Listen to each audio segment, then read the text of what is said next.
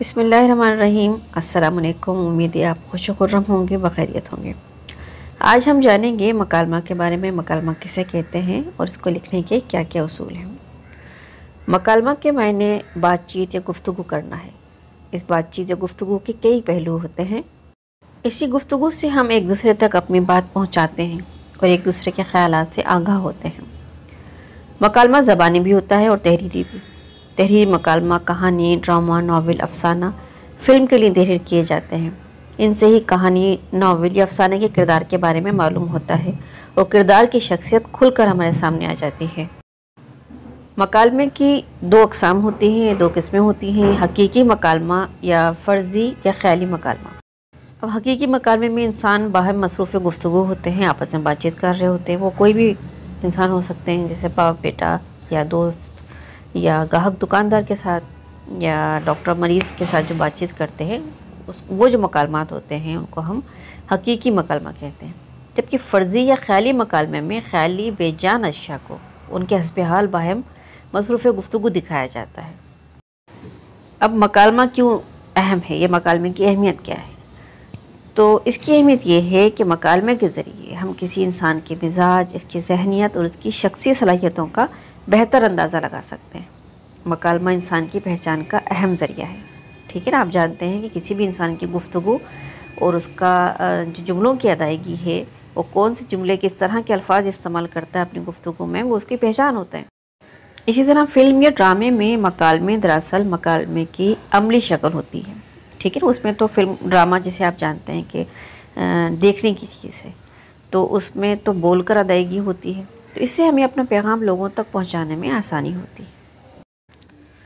मकालमा लिखने वाले को मकालमा नवीस कहा जाता है और मकालमा नवीसी कहते हैं कि दो अफराद के दरमियान आपस की बातचीत को कलमबंद करना मकालमा नवीसी कहलाता है। मकालमा हमेशा किसी एक मुतय्यन मौजू पर होता है। इम्तहान में दो अफराद के दरमियान ख़याली या फ़र्ज़ी मकालमा लिखना होता है। अब किस तरीके से मकालमा लिखा जाए, हर चीज़ के लिखने के बेहतर तरीके से लिखने के कुछ उसूल होते हैं जिनके बारे में जान लिया जाए तो हमें उस चीज़ को लिखना, उस चीज़ को तहरीर करना आसान हो जाता है। तो मकालमा लिखने के भी कुछ उसूल हैं। अच्छा मुकालमा लिखने के लिए ज़रूरी है कि मुशाहिदे की सलाहियत बहुत अच्छी होनी चाहिए, क्योंकि पेपर में आपको एक सूरत हाल दे दी जाती है कि उसके तहत आपको मुकालमा लिखना होता है। उस सूरत हाल को आपको इमेजिन करके लिखना होता है, तो किरदार और उन्वान के लिहाज से आपके पास मालूमात वाफिर होनी चाहिए। फितरी गुफ्तगू हो जिससे किरदार की ज़बान, मिजाज और पेशे का अंदाज़ा लगाने में आसानी हो सके, यानी कि गुफ्तगू में रवानी हो। किरदारों के जुमले मुख्तसर हों, गुफ्तगू में रब्त हो, एक तसलसल हो। ठीक है, और इसके अलावा बातचीत असल मौजू तक ही रहनी चाहिए। जो मौजू दिया गया है उसी मौजू तक ही महदूद रहे। अंदाज़ आपका सादा हो, दिलचस्प हो। मकालमा शुरू करने से पहले या दरमियान में मंजर या सूरत हाल को आप ब्रैकेट में लिख दें। मकालमा लिखते वक्त किरदार के नाम के आगे कॉलन या निशान तफसीलिया जिसे कहते हैं वो आप लगा दें और जुमला जूं का तूं लिखते हैं। कॉलन या निशान का जो अलामत है वो मैंने यहाँ पर बना दिया ताकि आपको अंदाज़ा हो जाए। अब जैसे जुमला है, ज़ीशान बेताबी से, अस्सलाम वालेकुम, तुम 2 दिन से स्कूल क्यों नहीं आ रहे थे। अब आप इस जुमले पर गौर करें कि जो सूरत हाल है उसको ब्रैकेट में लिख दिया गया है कि ज़ीशान परेशान है, उसकी मुख्तसरन हमने लिख दिया है, और इसके बाद जो ज़ीशान का जुमला था वो जूं का तू हमने लिख दिया है। हमने ये नहीं लिखा कि ज़ीशान ने कहा कि तुम 2 दिन से स्कूल क्यों नहीं आ रहे थे, बल्कि हमने ज़ीशान का जुमला उसके अल्फाज में जूं का तू लिख दिया है। इसी तरीके से मकालमा लिखा जाता है। इसके अलावा मकालमे को हमेशा मंतकी अंजाम तक पहुंचाया जाना चाहिए और मकालमा नवीसी के लिए अच्छे ड्रामों और मकालमों का मुताला करते रहना चाहिए ताकि लिखना आ सके।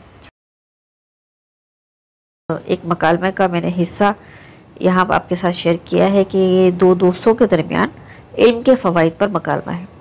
तो इसमें थोड़ी सी मैंने सूरत हाल लिखी है पहले कि साद और हम्माद हम जमात दोस्त हैं। साद हम्माद को ढूंढता हुआ लाइब्रेरी में पहुंचता है। वह हम्माद को बड़े इन्हमाक से अखबार पढ़ते हुए देखता है और गुफ्तगू का आगाज़ होता है।